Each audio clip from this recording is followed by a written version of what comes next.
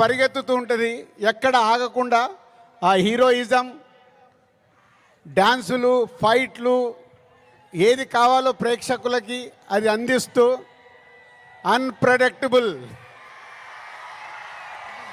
So hero villain సీన్స్లో సూర్య గారితో జరిగే scenes కానీ డైలాగ్స్ కానీ రేపు మీకు థియేటర్లో దద్దరిల్లుతాయి. సో జనవరి 10 ముందు జనవరి 1 ట్రైలర్, కళ్యాణ్ గారు డేట్ ఇస్తే 4th or 5th ఆంధ్రప్రదేశ్లో ఒక మెగా ఈవెంట్, జనవరి 10తో సినిమా.